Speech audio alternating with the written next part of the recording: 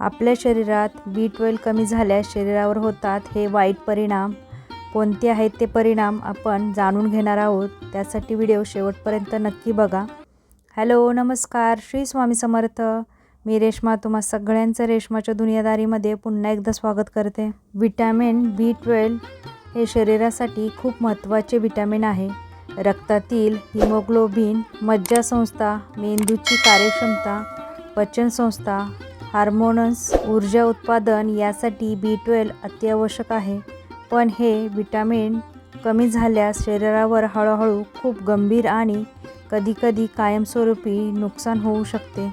B12 कमी झाल्यास शरीरावर होणारे गंभीर परिणाम, मेंदू आणि मज्जासंस्थेवर परिणाम। B12 हे नर्व्ह सेलसाठी सर्वात महत्त्वाचे विटॅमिन आहे, त्यामुळे ते कमी झाल्यावर हात-पायाला मुंग्या येणे, जळजळ होणे, शॉकसारखे टोचणे, चालताना तोल जाऊ लागणे, स्मरणशक्ती कमी होणे, डोक्यामध्ये सतत गोंधळ होणे। B12 शिवाय रक्तपेशी व्यवस्थित तयार होत नाहीत, त्यामुळे ॲनिमिया, शरीर दुर्बळ होणे, श्वास घेण्यास त्रास, पटकन दम लागणे, हृदय वेगाने धडधडणे, त्वचा पिवळी दिसणे। ॲनिमियामुळे वारंवार चक्कर येणे, DNA व सेल रिपेअरवर परिणाम। B12 हे सेल विटॅमिनसाठी लागते, त्यामुळे कमी झाले तर शरीरातील ऊर्जेची दुरुस्ती मंदावते, जखमा हळू भरतात, केस पातळ होणे, अकाली पांढरे होणे, नख तुटणे, पचनसंस्थेवर व हार्मोन्सवर परिणाम।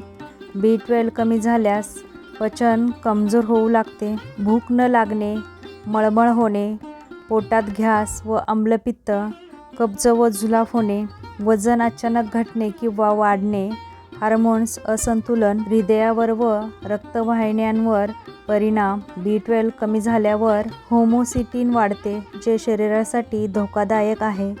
हृदयविकाराचा झटका येण्याचा धोका वाढतो, BP असंतुलित होते, रक्त गोठण्याची समस्या गर्भवती महिलांमध्ये व मुलांमध्ये।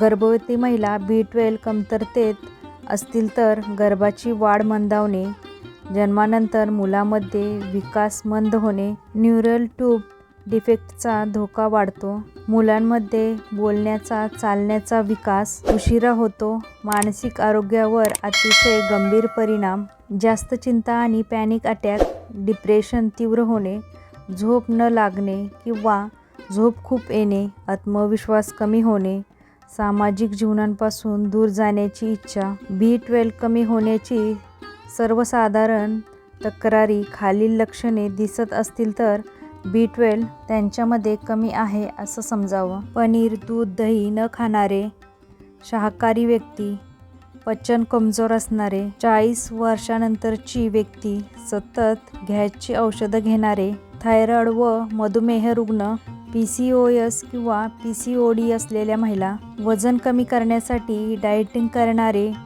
कोणती तपासणी करावी? Serum vitamin B12 test, homocysteine test कधीकधी आवश्यक असते, CBC टेस्ट ॲनिमिया तपासण्यासाठी। महत्त्वाची सूचना: B12 कमी असल्यास फक्त गोळ्या किंवा इंजेक्शन दिले जात नाहीत, तर त्यामागील पचन समस्या किंवा ॲसिडिटी ही सुधारावी लागते, नाहीतर B12 पुन्हा कमी होते। तर तुम्हाला ही महत्त्वपूर्ण माहितीचा व्हिडिओ कसा वाटला नक्की मला कमेंटमध्ये सांगा। व्हिडिओ जर आवडला तर व्हिडिओला जास्तीत जास्त लाईक करा, शेअर करा, सबस्क्राईब करा। पुन्हा भेटूया उद्याच्या नवीन व्हिडिओसोबत। तोपर्यंत सगळ्यांना श्री स्वामी समर्थ। जय जय स्वामी समर्थ।